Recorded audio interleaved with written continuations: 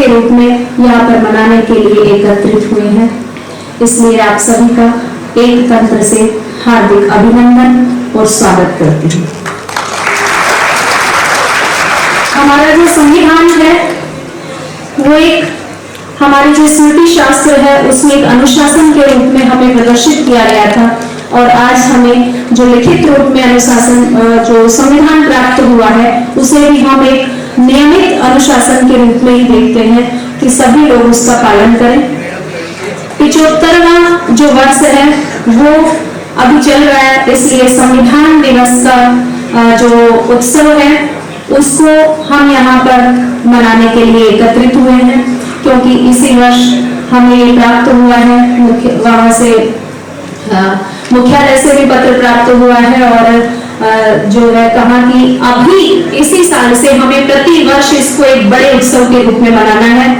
हमारे यहाँ केंद्रीय संस्कृत विश्वविद्यालय में विधि विभाग की स्थापना भी हुई है, और यह विभाग जो है इसी साल से प्रारंभ किया गया है। तो मैं चाहती हूँ कि इस विभाग को जो है आशीर्वाद प्रदान करने के लिए हमने मुख्य अतिथि के रूप में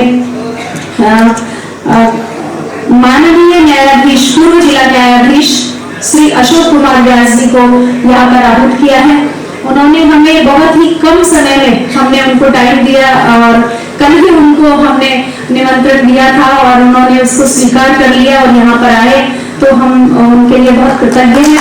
इसलिए उनकी गणमान्य उपस्थिति के लिए मैं यहाँ पर परिषद की ओर से बहुत बहुत स्वागत और अभिनंदन करती हूँ। विशिष्ट अतिथि के रूप में महोदया को हमने चलाने के लिए इस कार्यक्रम को पूर्ण होने तक आपकी इसी प्रकार से अनुशासन के रूप में ही यहाँ पर उपस्थिति रहे, ऐसी कामना भी करती हूँ, और इस कार्यक्रम में आप सबका बहुत बहुत स्वागत और अभिनंदन करती हूँ। कुशल संचालक के रूप में डॉक्टर सुरेंद्र कुमार जाखड़ जी, और प्रत्यक्ष और अप्रत्यक्ष रूप से जिन सभी का सहयोग यहाँ पर प्राप्त हुआ है, राजनीति विज्ञान शास्त्र की जो सीमा मैडम है, विनी मैडम है, दीक्षिता मैडम है, इनका भी बहुत सहयोग प्राप्त हुआ है, और धर्मशास्त्र विभाग से डॉक्टर अंकित दादू जी, जिन्होंने सारा कार्य अप्रत्यक्ष रूप से संपादित किया है, और इसके साथ ही धर्मशास्त्र विभाग के जो प्राध्यापिका है रजनी गौतम, और बाकी सभी जो सहयोग जिन्होंने हमें प्रदान किया है, प्रत्यक्ष रूप से और अप्रत्यक्ष रूप से जिनका भी सहयोग रहा है, उन सभी का मैं यहाँ पर हार्दिक अभिनंदन और स्वागत करती हूँ। इसी के साथ अपनी वाणी को विराम देती हूँ। धन्यवाद। सर्वकार राजस्थान एवं विशिष्ट अतिथि के रूप में पधारने वाली प्रोफेसर संजुला थानवी जी, संयोजिका प्रोफेसर कृष्णा शर्मा जी, आज हम सब मिलकर संविधान दिवस का उत्सव मना रहे हैं। संविधान के अनुसार देश चलता है, सारा मानव समाज संविधान के अनुसार चलता है। संविधान का जब पालन नहीं होता तो संविधान के पालन के लिए दंड की व्यवस्था का प्रादुर्भाव हुआ। महाभारत में लिखा गया कि प्रकृति से उत्पन्न प्राकृतिक संविधान है सभी के पास, कि कैसे हम स्वयं जिए और दूसरे को जीने दें। तो पहले जो प्रजा थी अपना धर्म समझकर दूसरे की रक्षा करती थी और अपनी रक्षा किया करती थी। दंड की व्यवस्था पहले नहीं थी। एक श्लोक आता है कि नवे राज्यम न राजासीत न दंडो न च दंडिकः धर्मे नैव प्रजा सर्वान् रक्षन्ति स्म परस्परम। तो धर्म से सब रक्षा करते थे। धर्म क्या है? यही तो संविधान है। मनुस्मृति आदि ग्रंथ हमारे भारत के प्राचीनतम संविधान ग्रंथ है। जब धर्म का अर्थात संविधान का जो उल्लंघन होता है तो दंड दिया जाता है। महाभारत में ही एक छोटा सा आख्यान कहा गया है कि पृथ्वी लोक में सभी मनुष्य अमर होते थे, मृत्यु किसी की नहीं होती थी। तो ब्रह्मा चिंतित हुए कि पृथ्वी जो है सारे मनुष्यों से भर जाएगी, मृत्यु क्यों नहीं होती। तो पता चला कि सब धर्म के अनुसार, संविधान के अनुसार चलते हैं, उनमें काम क्रोध लोभ अतिशय जो है नहीं है, इसीलिए उनकी आयु दीर्घ हो रही है। तो बाद में काम क्रोध आदि डाले गए, पुनः जो है मत्स्य मीन न्याय हुआ कि बड़ी मछली छोटी मछली को खाने लगी, निगलने लगी, तब दरों का आपका ये केंद्रीय संस्कृत विश्वविद्यालय कार्य कर रहा है, उसकी स्थापना हुई है और उसमें भारतीय मानव मूल्यों की प्रतिस्थापना पुनर्स्थापना की जा रही है। ये बड़े गर्व की बात है। यह तो हुई आपके केंद्रीय संस्कृत विश्वविद्यालय की बात। अब मैं मूल विषय पर आना चाहता हूं। आपके हमारे बीच में राजस्थान विश्वविद्यालय के head of the department doctor Sanjula Thanvi आ गई है। ये थोड़ी देर से आई है क्योंकि ये एक प्रोग्राम संविधान दिवस का वहां पर भी अपने विश्वविद्यालय में भी अटेंड करके आई है, इसीलिए इसे देरी हुई है। इनका बहुत बहुत स्वागत।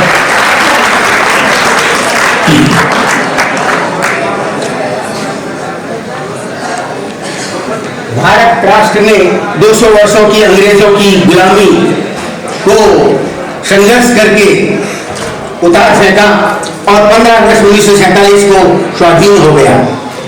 15 अगस्त 1947 से लेकर के 26 नवंबर 1949 तक भारत इस प्रयास में लगा रहा कि जिन कारणों से हमें स्वतंत्रता मिली है वो स्वतंत्रता किस तरह से अक्षुण्ण रह सके, उसके लिए कुछ रूल्स रेगुलेशन, कुछ गाइडलाइंस, कुछ एम्स एंड ऑब्जेक्ट हमें बनाने पड़ेंगे। इसके लिए संविधान सभा का गठन किया गया और उस संविधान सभा ने 2 वर्ष तक की लगातार परिश्रम करने के पश्चात में उन्होंने एक संविधान बनाया और उस संविधान का प्रस्तावना के अंदर वो सब बातें लिखी कि एक राष्ट्र स्वतंत्र होने के पश्चात उसे क्या क्या चीजें चाहिए। राष्ट्र स्वतंत्र होने के समय हमने सपना संजोया था कि अब हम किसी के साथ में अन्याय नहीं करेंगे, सभी को स्वतंत्रता रहेगी, सभी के साथ में समान व्यवहार होगा, किसी के साथ में डिस्क्रिमिनेशन नहीं होगा।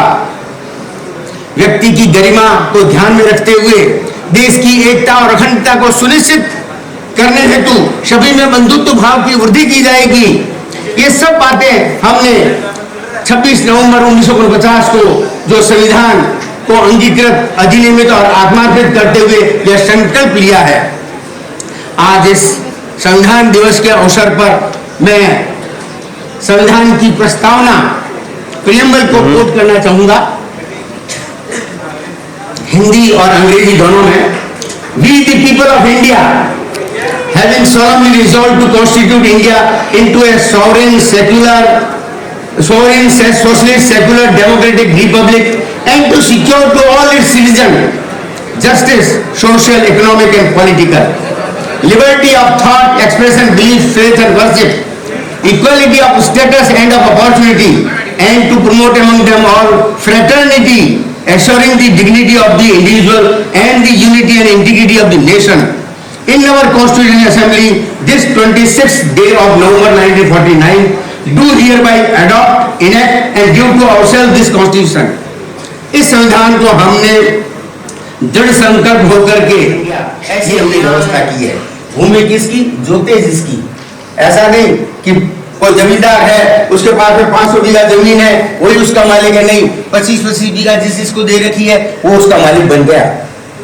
राजाओं के प्री पर समाप्त किए, बैंकों का नेशनलाइजेशन किया, लोगों को रोटी, कपड़ा, मकान जैसी मूलभूत आवश्यकताओं की पूर्ति करने के लिए प्रयास किया गया। 14 वर्ष तक के बालक बालिकाओं को निःशुल्क शिक्षा प्रदान करने की व्यवस्था की गई। संविधान में 124 से ज्यादा संशोधन करके हमने राज्य के नीति निर्देशक तत्वों को मूल अधिकारों के समकक्ष रखने का प्रयास किया। ये सब प्रयास किया, लेकिन उसके बावजूद भी ये प्रयास इतने बड़े विशाल भूभाग के लिए और इतनी बड़ी विशाल जनसंख्या के लिए ये अपर्याप्त है। अब हमारे सामने प्रश्न यही उत्पन्न होता है, now the question is whether we have achieved aims and object which we have enshrined in our preamble to the constitution. Answer will be certainly not. कि अभी तक हम प्राप्त नहीं कर पाए, अभी भी हमें बहुत कुछ करना बाकी है। Why? यही तो मनन का, चिंतन का, इंट्रोस्पेक्शन का समय है। इसीलिए तो संविधान दिवस हम मना रहे हैं और हम यह आज के दिन यह विचार करें कि हमारे से जस्टिस, लिबर्टी, इक्वलिटी, फ्रेटर्निटी, ये जो एम्स एंड ऑब्जेक्ट थे, गोल्स थे, उनको प्राप्त करने में क्या कमी रह गई है। उसी के लिए क्यों आज भी इस देश के अंदर भारत तेरे टुकड़े होंगे, इस प्रकार के नारे लग रहे हैं, और वो भी शिक्षण संस्थानों में। बंधुत्व कहाँ गया, फ्रेटर्निटी कहाँ गई, ये हमको सोचना विचारना पड़ेगा। हमारे से कहां कमी रह गई इन 75 वर्षों में कि इस प्रकार के नारे लगाने की शिक्षण संस्थाओं में नौबत आ गई है। जस्टिस की तो बात ही क्या करे, man does not live by bread alone. Justice, शांति तभी आ सकती है जब हैव और हैव नॉट की खाई कम हो जाए, दूरी कम हो जाए, तभी शांति। हमारी सीमाएं, हमारा को अपनी सीमाओं को सुरक्षित करना है। कोई देश हमें वापस पराधीन न कर सके, देश विकसित देशों की श्रेणी में आए, इससे तो सभी क्षेत्रों में उत्कृष्टता, एक्सीलेंस प्राप्त करना है। देश के सभी लोग बिना किसी भेदभाव के स्वाधीनता के वातावरण में परस्पर उन्नति करते हुए राष्ट्र को परम वैभव तक ले जाए, ऐसा प्रयास करना है। प्रत्येक पीड़ित, शोषित, दलित, वंचित व्यक्ति की आंखों से आंसू पोंछना बाकी है। जब हम इनके आंखों से आंसू पहुंचेंगे तभी हमारा संविधान दिवस मनाने का लक्ष्य पूरा हो पाएगा। और इसके लिए हमें संकल्प लेना होगा, सौगंध लेनी होगी। इस संविधान दिवस पर हम सभी को सौगंध लेनी होगी। गंगा की कसम, यमुना की कसम, सतलज का किनारा बदलेंगे, कुछ तुम बदलो कुछ हम बदले, जालिम का जमाना बदलेंगे। इस जालिम के जमाने को बदलने के लिए, यानी स्वाधीनता को अक्षुण्ण बनाए रखने के लिए एवरी वॉक ऑफ लाइफ, यानी शिक्षा, चिकित्सा, न्याय, कृषि, उद्योग धंधे, तकनीकी, सामरिकी, निर्यात संवर्धन, पर्यावरण संरक्षण, अन्य सभी विकासशील क्षेत्रों में उन्नति करते हुए उत्साह उमंग के साथ नए नए डिस्कवरी, नई नई इन्वेंशन, नई नई क्रिएटिविटी करनी होगी तभी। और साइंटिफिक टेम्पर को डेवलप करना होगा। ये हमारे मूल कर्तव्यों में भी लिखा हुआ है कि हर भारतवासी अपने आप में साइंटिफिक टेम्पर डेवलप करेगा। वो जहां भी जिस स्थिति में भी है, भले वो विद्यार्थी है, आचार्य है, व्यापारी है, कृषि किसान है, श्रमिक है, उसे एक साइंटिफिक टेम्पर डेवलप करना होगा, तभी जाकर के राष्ट्र उन्नति करेगा। इस संबंध में मैं अंत में एक रश्मि रथी की कुछ पंक्तियां सुना करके अपनी वाणी को विराम देना चाहूंगा। इस संविधान दिवस के अवसर पर हमें प्रत्येक क्षेत्र में, मैंने जितने क्षेत्र बताए उन सभी में उत्कृष्टता प्राप्त करनी है। इस उत्कृष्टता प्राप्त करने के लिए ही भगवान परशुराम ने अपने शिष्य कर्ण को श्राप भी देते हुए भी उन्हें कुछ ये भी कहा है कि मैं श्राप तो तुम्हें दे रहा हूं, लेकिन उसके साथ में कुछ टिप्स भी दे रहा हूं ताकि तुम भविष्य के अंदर प्रगति कर सको। रहा नहीं ब्रह्मास्त्र एक, इससे क्या आता जाता है। रहा नहीं ब्रह्मास्त्र एक, इससे क्या आता जाता है। एक शस्त्र बल से वीर कोई सब दिन कहलाता है। नई कला नूतन रचनाएं, नई सूझ नूतन साधन, नए भाव नूतन उमंग से वीर बने रहते नूतन। तुम तो स्वयं दीप्त पौरुषो कवच और कुंडलधारी, इनके रहते तुम्हें जीत पाएगा कौन सुबह भारी। अच्छा तो वर्ग विश्व में तुम महान कहलाओगे, भारत का इतिहास कीर्ति से और दौड़ कर जाओगे, भारत का इतिहास कीर्ति से और दौड़ कर जाओगे।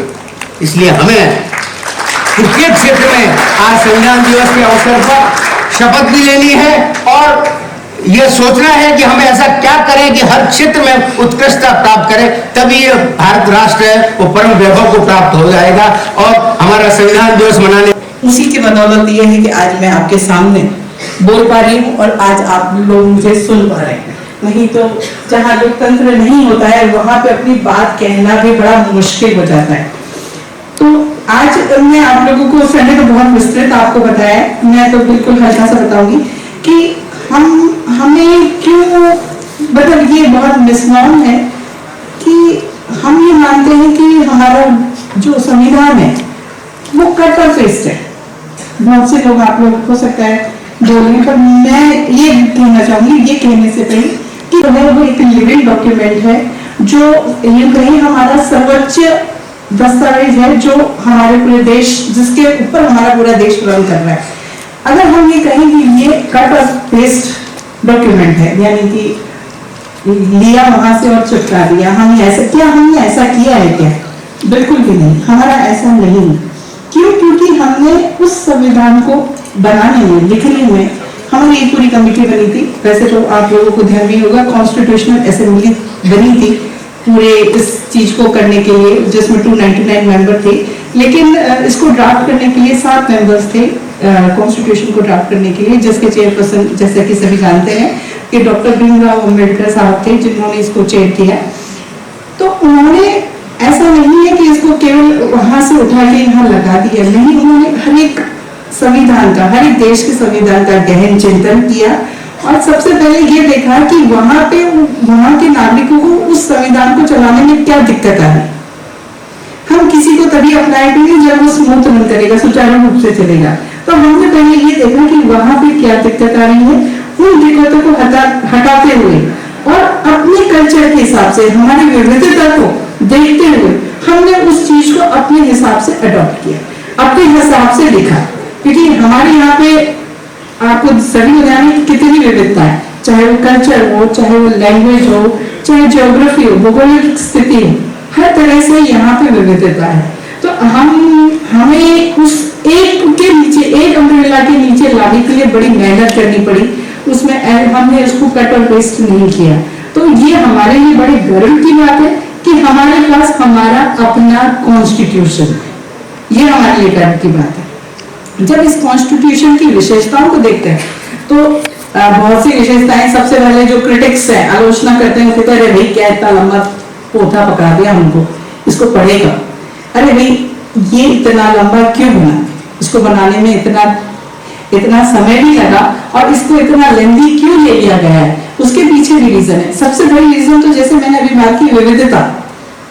हमने इतनी विविधता थी कि हर चीज को इनकलकेट करना पड़ा, हमें हर चीज को उसमें इंक्लूड करना पड़ा, हर चीज को उसमें समाहित करना पड़ा।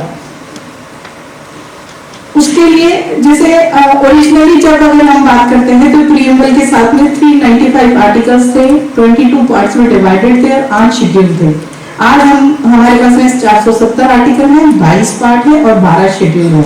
और इसको लेंथी करने की क्या जरूरत थी? सबसे पहले तो भौगोलिक स्थिति की वजह थी। दूसरा हिस्टोरिकल फैक्टर था, क्या कि हमने जो अपना कॉन्स्टिट्यूशन बनाया वो ज्यादा, क्योंकि हम एकदम से ड्रास्टिक चेंज नहीं कर सकते थे कि बिल्कुल अलग से कर दे, क्योंकि उस चीज को सेट होने में टाइम लगता।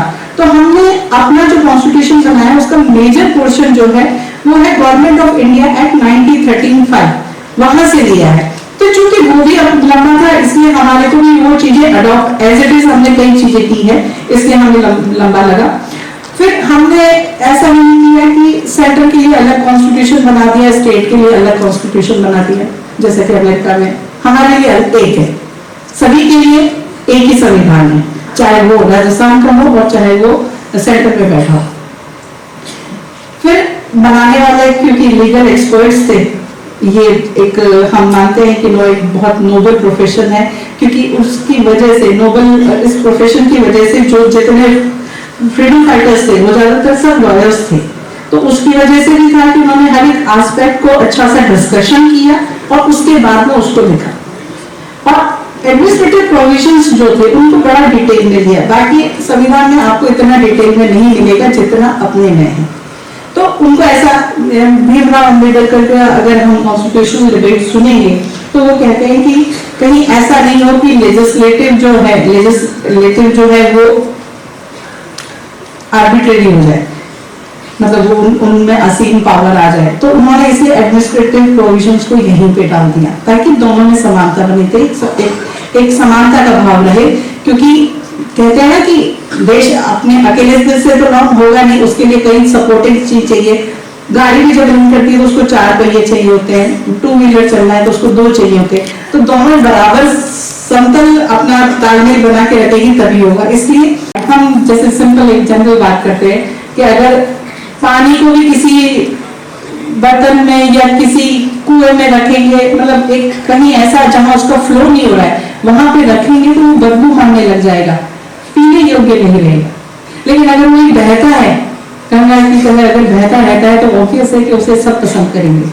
यही हमारे विधि के लिए है। अगर विधि को अगर आप बांध के रख लोगे तो वो समय के अनुसार खत्म हो जाएगा। अगर उसमें संशोधन आप करते रहे तो बिल्कुल वो आजीवंत रहेगा और तब तक चलता रहेगा जैसे गंगा चल गया। तो हमारा संविधान भी उसी तरह से है कि चलता रहेगा, उसमें जैसे समय में परिवर्तन। इसमें भी आपको मैं एग्जाम्पल देके बताऊं कि अगर लॉ की बात करते हैं तो आज से पहले अगर 10 साल पहले अगर हम मोबाइल की बात करते तो आप जैसे उसमें अगर मैं कहती कि अरे भाई मोबाइल को ये लगाना, ये सोशल मीडिया पे ये पोस्ट करना गलत है, तो सब लोग हंसते क्योंकि उस वक्त मोबाइल ही नहीं था। 10 साल पहले मोबाइल ही नहीं था। लेकिन आज क्या स्थिति है कि हमने IT एक्ट लगा दिया, हमने डेटा प्रोटेक्शन एक्ट ला रहे, हम अपने आप को समय के अनुसार तैयार करें। तो ये आपका जो परिवर्तनशील है ये होता रहना चाहिए। ये विधि हमेशा परिवर्तन, यही हमारे संविधान की बात है कि वो परिवर्तनशील है और उसमें अभी कंटिन्यूस संशोधन किए जा रहे हैं। आपको लास्ट अमेंडमेंट बता दूं, उससे भी हमें थोड़ा समझ में आएगा कि 106 जो संशोधन है वो महिलाओं के लिए किया गया है कि लोकसभा और राज्यसभा में जो महिलाओं के रिजर्वेशन उसके ऊपर है, जो सितंबर 2023 में इम्प्लीमेंट हुआ, संशोधन किया गया। तो समय की डिमांड थी क्योंकि ऐसा लग रहा था कि लोकसभा और राज्यसभा में महिलाओं की प्रतिनिधित्व की कमी है, तो उसको पूरा करने के लिए तो जहां जहां थोड़ा बहुत कई बार डिले हो भी जाता है, नो डाउट, लेकिन अंत बात सही लगती है, सच की होती है। तो इसलिए हम कहते हैं कि हमारा संविधान सबसे सर्वोपरि है। इसमें जो जैसे मैं अमेंडमेंट की बात कर रही हूँ उसी में और साथ में जोड़ना चाहूंगी कि ऐसा नहीं है कि आपने उसको कभी भी चेंज कर दो, नहीं, उसमें कुछ प्रोविजंस ऐसे हैं जो रिजिड है, जो सबकी सहमति के बाद ही चेंज हो सकते, ऐसे नहीं हो सकते, और कुछ फ्लेक्सिबल है जिनको आप मेजोरिटी के साथ मिल करके चेंज किया जा सकता है। यानी कि हमारा जो संविधान है वो लचीला भी है और कठोर भी है। आप ये नहीं कह सकते कठोर है, अमेरिका में जैसे अमेंडमेंट्स होना बड़ा मुश्किल होता है, वहां बहुत कम अमेंडमेंट्स हुए, लेकिन हमारे यहाँ पे कठोर भी है और लचीला भी है, दोनों तरह से। तो उसमें सुधार की गुंजाइश है, जहां लचीला भी होता है, जहां डिसिप्लिन रखना है और डिसिप्लिन है, और जहां आपको फ्री छोड़ना है वहां फ्री भी छोड़ा गया है। फिर अगर हम संविधान की विशेषता में बात करें तो फेडरल कैरेक्टर, संघीय विशेषता है। हमारी जो सरकार है वो संघीय सरकार है। संघीय सरकार से मतलब ये होता है कि सेंटर और स्टेट में पावर का डिविजन है, सेंटर अपने आप में है और स्टेट अपने आप में इंडिपेंडेंट है, एक अलग इकाई है जिसको स्वतंत्रता दी हुई है कि वो अपने को डेवलप करने के लिए अपने हिसाब से प्लान आउट करे। मैं थोड़ा बीच में इधर उधर भी चली जाती हूँ तो आप उसको मान लीजिएगा कि शायद इसकी जरूरत लग रही है। हम बात करते हैं द पीपल ऑफ इंडिया की बात करते हैं, और साथ में हम कहते हैं union of India, union of states, यानी कि सर हिंदी में क्या बोलेंगे, यूनियन ऑफ स्टेट्स यानी कि राज्यों का संघ। वैसे मुझे एकदम से क्लिक नहीं किया इसलिए मुझे पूछना पड़ेगा, हिंदी में देख के भी आई थी और मुझे ध्यान नहीं था, फिर भी मैं भूल गई। राज्यों का संघ, ये यूनियन ऑफ स्टेट्स का मतलब क्या है? हमारे अमेरिका में भी यूनियन ऑफ स्टेट्स है, हम भी यूनियन ऑफ स्टेट्स है। क्या कोई बता सकते हैं दोनों की यूनियन में क्या डिफरेंस है? किसी ने भी जीके में पढ़ा हो, कहीं पढ़ा हो, हाथ उठाए, बिल्कुल बता दो, बोल दो जोर से। अमेरिका में समझौते का परिणाम है और राज्य चाहे तो अलग हो सकते हैं, पर भारत में राज्य अलग नहीं हो सकते। और भारत को एक अविनाशी राज्यों का अविनाशी संघ कहा जाता है। बिल्कुल, इससे ताली बजीजी की जोर से।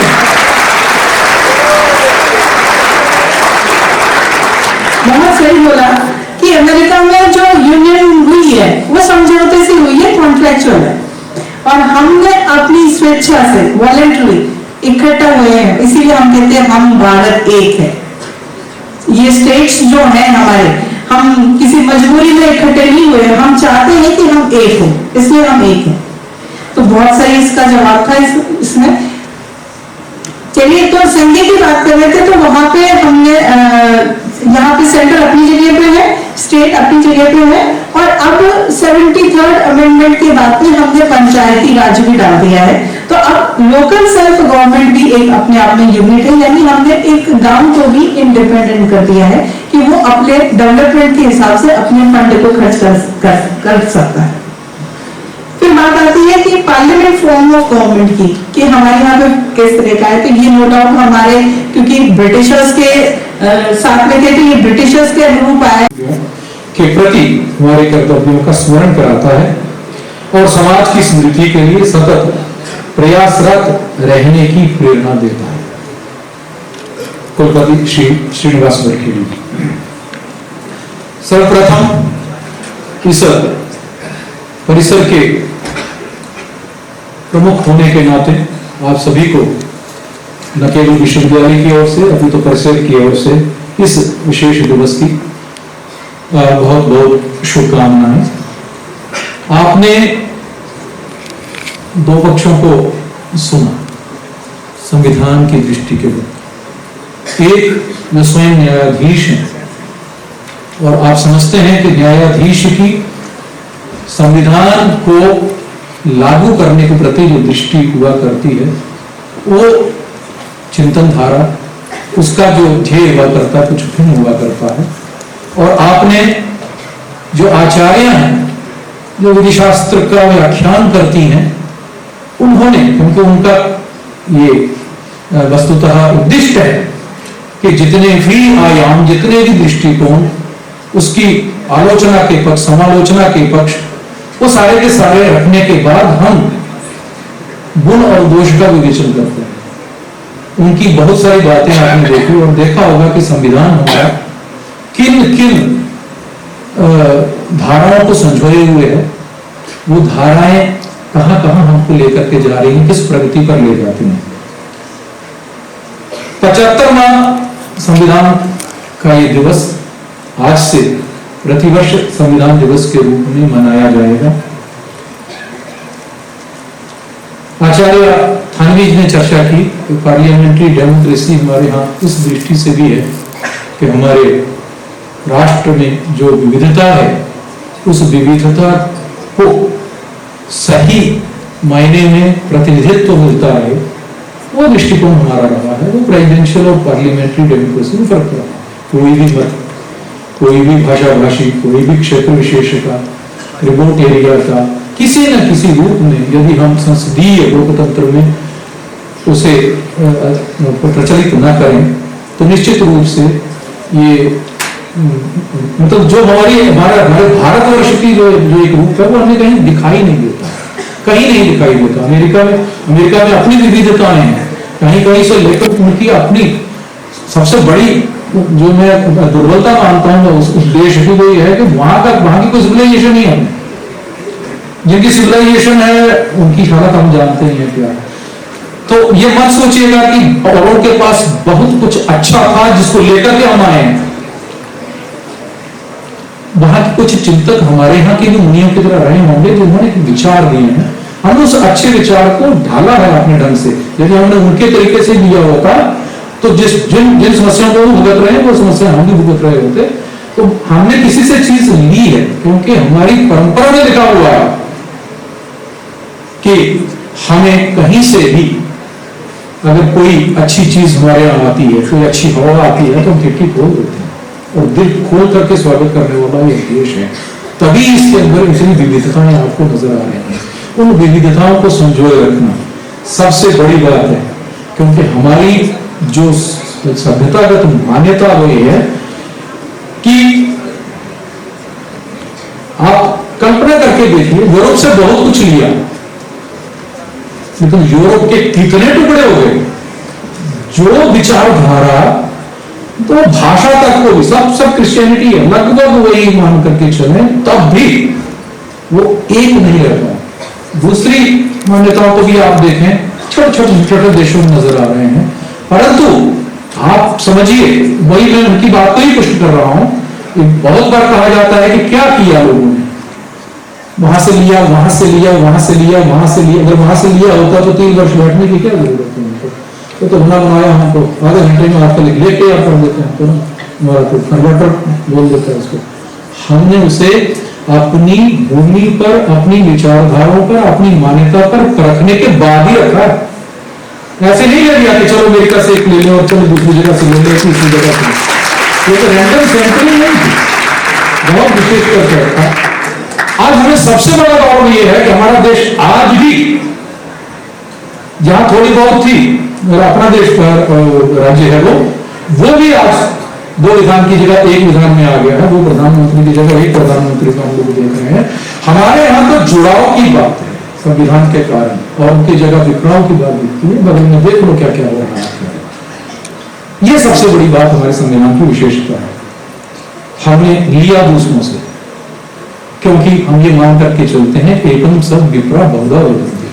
हम ही नहीं है दूसरों को बतलाने वाले, हम ही सब कुछ नहीं मानते हैं, हम दूसरों भी लोग जानते हैं और उनको भी उतना ही मान देते हैं।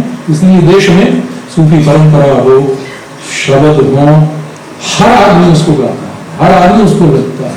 पंजाब का गाना हो तो दक्षिण भी नाचता है आजकल। किस दृष्टि से? क्योंकि हमारे कोई ना कोई तो खूबी है, कोई ना कोई वैशिष्ट्य तो जो है इस सभ्यता अगर हमारी संस्कृति का तो हमें एक रखता है, और उसमें संविधान का निश्चित रूप से एक बहुत बड़ा स्थान है। हमें बड़ी खुशी है, प्रसन्नता से हम आपको ज्ञापित करते हैं कि हमने पहली बार पूरे भारतवर्ष में अपने प्राचीन विधि शास्त्र को लेकर के और आधुनिक विधि शास्त्र के साथ समन्वय करते हुए एक LLB 3 इयर्स ऑनर्स कोर्स को चलाया है। और मैं उन विद्यार्थियों को साधुवाद देना चाहता हूँ, बधाई देना चाहता हूँ जिन्होंने ये हिम्मत की है, ये साहस है, और मैं साहस भी नहीं कहूँगा, दुस्साहस है। क्योंकि ये नहीं देखते हुए कि मुझे भविष्य में कुछ इसका लाभ मिलेगा कि नहीं, उन्होंने सभी ने गीता के कर्म का पालन किया है। कर्मण्येवाधिकारस्ते मा फलेषु। सर आप गए तो उन बच्चों के लिए एक तालियां बजा दें। हाँ जो मैंने सोचा खुद लगा रही अपने लिए, लेकिन ये भी हमें सिखाना पड़ेगा। हमने उन्हें कहा इसलिए, क्योंकि वो चर्चा हुई, मैं इसलिए शुरू करना चाहता हूं। बाहर से लिया, बाहर से लिया, ऐसे ही आप अपने प्राचीन शास्त्रों को देखने की कोशिश करेंगे तो हर पद आपको कुछ ना कुछ मिलता चलेगा। क्या समानता हमने बाहर वालों से, क्या अमेरिका से ली इक्वालिटी? आज तक एक लेडी को राष्ट्रपति नहीं बना सके वो, भारतवर्ष ने बनाया। जहां तक कि कंजर्वेटिव जो गवर्नमेंट्स हैं उन्होंने भी बनाया। बांग्लादेश में देख लीजिए, आप पाकिस्तान में देख लीजिए, लेकिन अमेरिका की अभी तक हिम्मत नहीं हुई कि किसी लेडी को दे सके। वो इंग्लैंड जिससे हमने दुनिया भर की चीजें ली, उनके यहां मताधिकार कब मिला? सब कहने की बातें हैं, क्योंकि उनके यहां रास्ता बस्ता नहीं है, बोलने में आता है। और ये देश वो है जिसकी कर्मणि वचसी जो एक रूपता होती है, जो मन में जैसे हैं, कर्म में जैसे हैं, सारे मन एक रूप है। जेंडर वाइज की बात बहुत होती है, बड़ा फेमिनिज्म सिखाया गया हमको, लेकिन किया क्या? एक वस्तु बना करके रख लेना फेमिनिज्म नहीं है। उसे एक उस जगह हम ले जाते हैं जहां सब लोग उसके सामने झुके, पूजा करें, तब तो है, तब हम मानेंगे कि हमने उस फेमिनिज्म को देखा है। हमने सुना बहुत है, लेकिन मैं इसलिए कह रहा हूं हमारे अंदर जितनी भी हमें इस प्रकार की विचार की जो स्वतंत्रता है, मुझे लगता है बहुत लोगों को नहीं। कॉन्स्टिट्यूशन हमेशा 2 व्याख्याओं पर चलता है, 2 धाराएं हमारे सामने बैठी हुई थी, एक लीगल है, एक पॉलिटिकल। समस्या तभी होती है जब पॉलिटिकल वाले लोग पॉलिटिकल अप्रोच से इतना विकृत कर देते हैं, इतना विकृत कर देते हैं और उस तरह से बोलते हैं कि आदमी जो है फिर वो अविश्वास करने लगता है, ये किसकी व्याख्या हो रही है? आजकल मजे की बात यह है कि ऊपर के 2 कलर लेकर के व्याख्या, इसको बचाओ, इसको बचाओ। संविधान यूं करने से नहीं बचता है, संविधान पढ़ने से बचेगा। कितने पार्लियामेंटेरियन बैठे हुए हैं ईमानदारी से जिन्होंने उस संविधान को पढ़ा होगा। संविधान पढ़ करके एक भी पार्लियामेंटेरियन पूछ लीजिए उनको, कोई हमारे 10 मिनट आगे सुना दें, उनसे पूछिएगा कभी, कुछ मालूम नहीं है। समस्या हमारे देश की सबसे बड़ी है। थोड़ी सी बात में जरूर इसको करूंगा, दोनों को पूरक होना चाहिए, पॉलिटिकल और लीगल को दोनों पूरक नहीं होंगे तो समस्या खड़ी हो जाएगी। पार्लियामेंटेरियंस ज्यादातर पॉलिटिकल हुआ करते हैं, लड़ाई तो लड़ी बैरिस्टर्स ने, और अंदर बैठने वाले बाकी व्याख्या करने वाले ये थोड़ा सा है। तो हमारे जो इंग्लिश शास्त्र के बच्चे हैं ना, उनके लिए मौका है कि वो कम से कम उनकी क्लास लिया करें, उनका कि कभी कभी उनका 6 महीने का हो जाना चाहिए कि ये हमारी परंपरा, ये हमारी ट्रेडिशन है। अधिकार और कर्तव्यों की बात हुई है हमारे, अगर मैं अपनी शास्त्रीय दृष्टि से चलूं तो मैं इससे थोड़ा बहुत भिन्न हूं। Right for what purpose? Right for the sake of rights. मैं पैदा हो गया, मेरे राइट हो गए। हमारे यहां कहा जाता है कि तुम्हें कुछ चुकाना है, और तुम्हें अगर कुछ चुकाना है तो उसके लिए तुम्हारे कुछ अधिकार हो, कुछ ले सको, कुछ होना चाहिए तुम्हारी जेब में, और वो जेब में भी न्याय से होना चाहिए, अन्याय से नहीं होना चाहिए, इसलिए अधिकार है। तो मुझे व्यक्तिगत रूप से कभी समझ में नहीं आती कि कर्तव्य में छोड़ देते हैं लोग, हमारे समझते हैं अधिकार बताने पड़ेंगे 1 2 3 4 5 6 7 कोर्ट में जाओ, ये मेरा अधिकार छिन गया, ये मेरा। कभी किसी कर्तव्य के ना पालन करने पर उतनी ज्यादा बहस नहीं हुई है जितनी अधिकारों को लेकर के जुडिशरी में हुआ।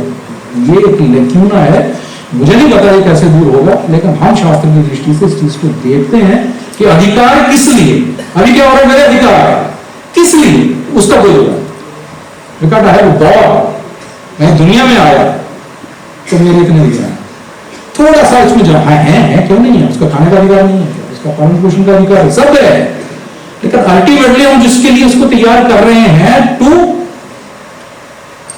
कुछ ना कुछ तो उसके meet out some obligations and जो है फुलफिल द ड्यूटीज, कुछ तो होंगी ना उनके लिए। वहां ये ड्यूटी और उसके मामले में ये जो ढीलासापन है ना, पढ़े लिखे हो तो कर्तव्य जानते होगे, ड्यूटी की बात हम करेंगे ही नहीं, ऐसा नहीं है। बल्कि हमारे यहाँ सबसे पहले कोई शास्त्र लिया हो वहां अधिकार से पहले कर्तव्य की बात कहीं पर। धर्मनिरपेक्ष का थोड़ा सा पॉलिटिकल अप्रोच से गड़बड़ हो गया, नहीं तो ये देश धर्मनिरपेक्ष पहले से ही है। इस धर्मनिरपेक्ष देश को धर्मनिरपेक्षता समझाई जा रही है, तो समझे हुए हमारे यहाँ कहते हैं जो जगा हुआ है उसको क्या जगा सकते हैं, हम समझे हुए हैं। इसलिए जब कोई हमें समझाता है तो वो कहते हैं ये तो मेरी समझी हुई बात है, इसमें नई बात आप कैसे ला रहे हो, क्योंकि वो नई बात आपकी जो धर्मनिरपेक्षता थी असली परिभाषा से हट कर गया, तो आप उसका बहुत सारा स्वरूप देख रहे होंगे कि कुछ चीजें नजर आती हैं।